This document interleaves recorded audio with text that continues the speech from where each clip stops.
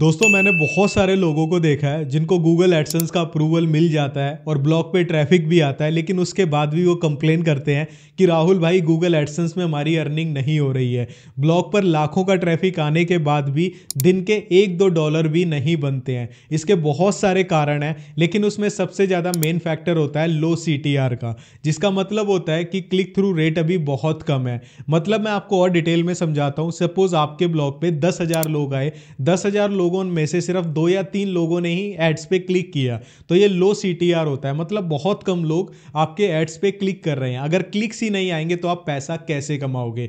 तो इस वीडियो के अंदर मैं आपको बताने वाला हूं कि आप अपनी ब्लॉग के ऊपर CTR कैसे इंक्रीज कर सकते हो, क्लिक थ्रू रेट को कैसे इंक्रीज कर सकते हो ताकि आपकी अर्निंग्स भी ज़्यादा हो जाए। अगर ब्लॉग पे ट्रैफिक कम आता है लेकिन CTR अच्छा रहता है तो आप ठीक ठाक पैसा कमा लोगे। लेकिन भाई दिक्कत ये होती है कि हम लोगों को तो ये होता है कि एडसेंस मिल गया, ट्रैफिक आ रहा है, अब तो कुछ सीखने की जरूरत ही नहीं है। ऐसा नहीं होता। आपको लाइफ के हर फेस में, चाहे आप कुछ भी कर रहे हो, आपको एडिशनल चीजें सीखने ही पड़ेंगी। तो चलिए मैं आपको बताता हूं कौन कौन से ऐसे स्टेप्स हैं जिनको फॉलो करके आप अपने ब्लॉग का CTR इंक्रीज कर सकते हो और आपकी अर्निंग्स भी 2 गुना, 3 गुना, 10 गुना बढ़ जाएंगी। तो दोस्तों सबसे पहला पॉइंट आता है, आपको अपने ब्लॉग पे हाई क्वालिटी कंटेंट पब्लिश करना है जो कि आपके निच के रिलेवेंट हो। इसको मैं एग्जांपल से समझाता हूँ हाई क्वालिटी होता क्या है। देखो सबसे पहली चीज आपको ध्यान रखनी है कि जिस भी टॉपिक के अराउंड आपने ब्लॉग बनाया है, आपके ब्लॉग के ऊपर जो भी आप टॉपिक डाल रहे हो उस कंटेंट से रिलेटेड वो एकदम इन डेप्थ कंटेंट होना चाहिए जो आपने रिसर्च करके लिखा है। इस चीज को ध्यान से समझना। फॉर एग्जांपल आपने स्टॉक मार्केट के ऊपर ब्लॉग बनाया, तो आपके ब्लॉग पे सिर्फ और सिर्फ स्टॉक मार्केट से रिलेटेड इंफॉर्मेशन होनी चाहिए। ठीक है, सबसे पहला पॉइंट। इससे रिलेटेड नहीं होनी चाहिए कि आपने ब्लॉग स्टॉक मार्केट पे बनाया और आप आर्टिकल्स डाल रहे हो बॉलीवुड के। ये बिल्कुल इररिलेवेंट टॉपिक हो जाएगा। इससे आप अपने विजिटर्स और रैंकिंग को खो दोगे। अब हाई क्वालिटी का मतलब क्या है? फॉर एग्जांपल आपने कोई आर्टिकल डाला स्टॉक मार्केट में इंट्राडे ट्रेडिंग कैसे करते हैं। अब आपने अगर वो आर्टिकल जस्ट एक ब्लॉग के लिए डाला कि भाई मुझे ब्लॉगिंग से पैसा कमाना है, 1000-2000 वर्ड का आर्टिकल लिख देता हूं, कहीं से भी पढ़ पढ़ा के आपने चेप दिया।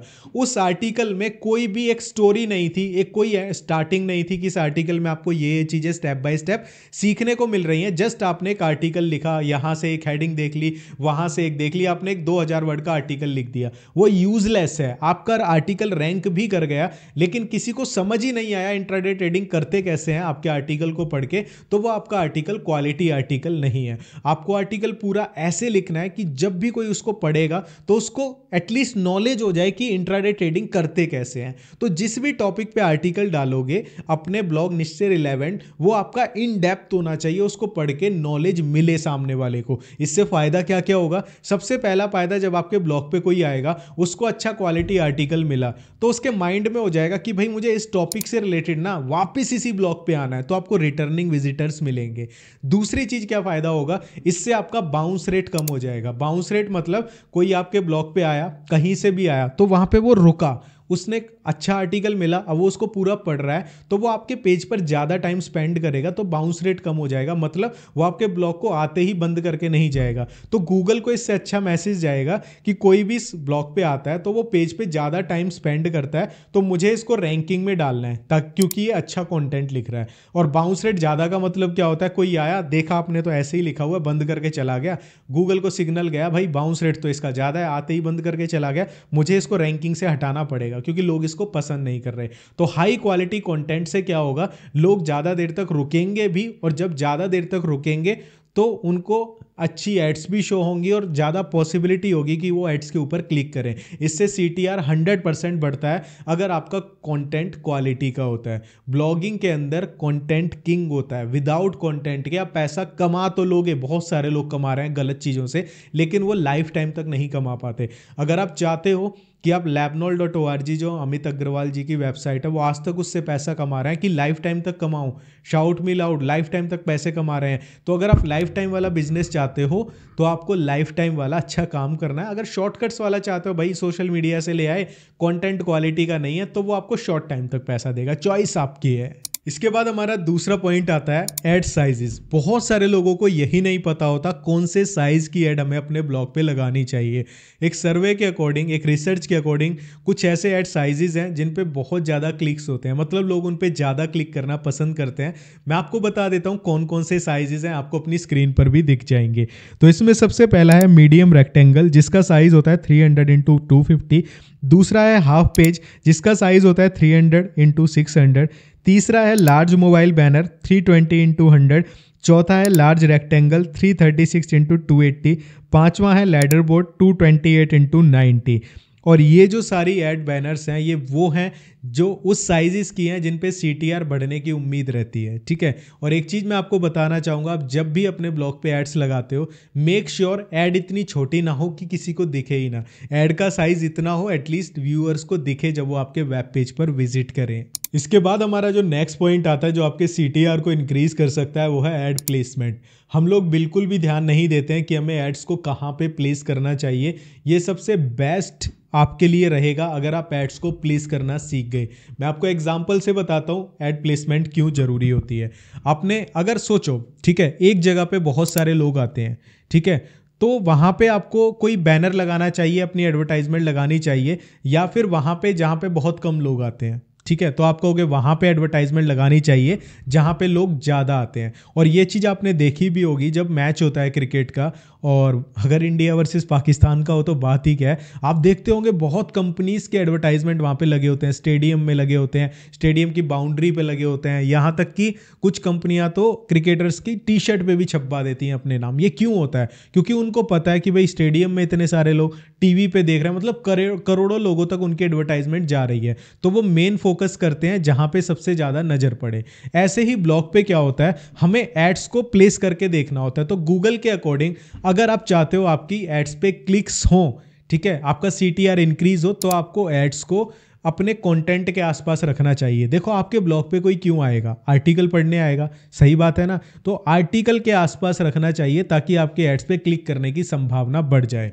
तो आपको मैं बताता हूँ कुछ ऐसे प्लेसेस जहाँ पे आप एड्स को प्लेस कर सकते हो। सबसे पहला यहाँ पे आता है बिटवीन कंटेंट पैराग्राफ्स, ठीक है, जहाँ पे आप आर्टिकल लिख रहे हो आपके जो पैराग्राफ्स हैं उनके बीच में लगा सकते हो। इसके लिए एड इंसर्टर नाम की एक प्लगिंग होती है, वहाँ पे आप जस्ट कोड को पेस्ट करो और वहाँ पे आप सेलेक्ट कर लो कहाँ पे दिखाना चाहते हो, सेव करो, वहाँ पे दिख जाएगा। इसके बाद दूसरा प्लेस है क्लोज टू नेविगेशन बटन्स। जो आपके नेविगेशन बटन होते हैं जहाँ पे आपका पूरा साइट की लिखा होता है, कैटेगरीज होती हैं, उसके नीचे आप एक बैनर लगा सकते हो।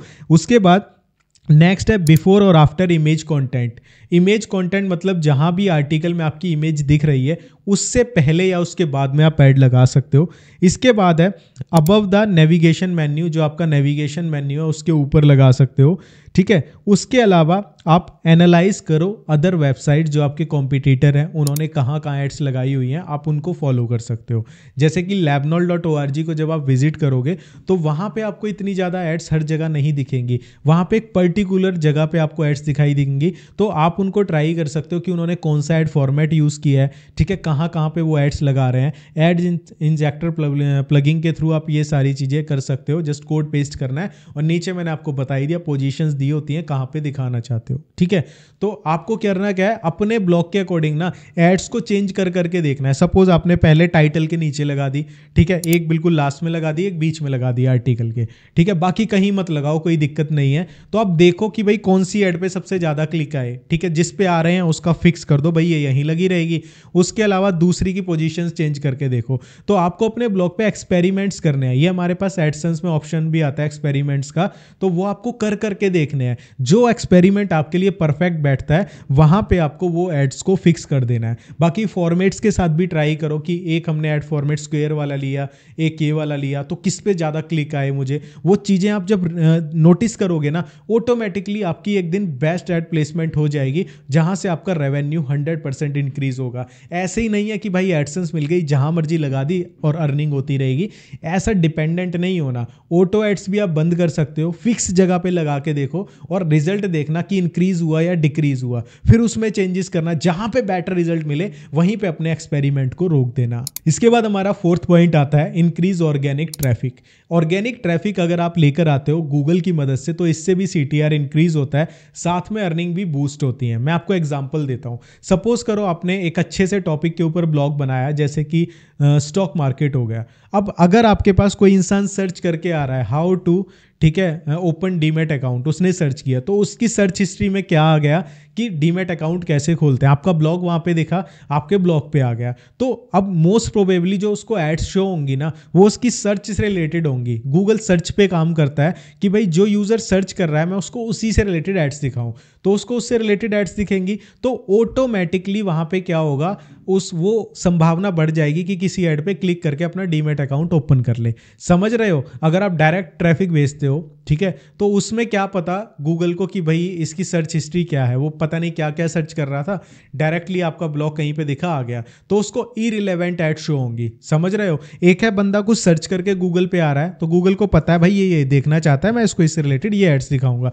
एक उसने आपका टेलीग्राम पे कहीं लिंक देख लिया ब्लॉग का, या फेसबुक ग्रुप में देख लिया तो वो वहां से आया, तो गूगल को ये नहीं पता अभी फिलहाल ये क्या देखना चाह रहा है, तो उसको इरिलेवेंट एड शो हो सकती हैं, जिससे क्या होगा, क्लिक्स की संभावना कम हो जाती है। तो आप इस चीज पे ध्यान रखें, थोड़ा बहुत ऑर्गेनिक ट्रैफिक भी लाएं, मेहनत करो, कीवर्ड रिसर्च करो, ऑर्गेनिक ट्रैफिक भी आ जाता है, इससे भी सीटीआर इंक्रीज होता है। इसके बाद हमारा जो लास्ट पॉइंट आता है वो है रिस्पॉन्सिव वेबसाइट। आपकी वेबसाइट रिस्पॉन्सिव, क्लीन होनी चाहिए, जो कि यूज़र को आसान लगे नेविगेट करने में। रिस्पॉन्सिव का मतलब होता है कि मोबाइल पे भी अच्छी दिखे, लैपटॉप पे भी दिखे, टीवी पे भी अच्छी दिखे, टैबलेट में भी अच्छी दिखे, हर जगह अच्छी दिखे, उसको रिस्पॉन्सिव कहते हैं। इससे भी सीटीआर इंक्रीज होता है। और साथ में यूज़र फ्रेंडली होनी चाहिए, मतलब साफ़ सुथरी हो, पढ़ने में मज़ा आए लोगों को आर्टिकल।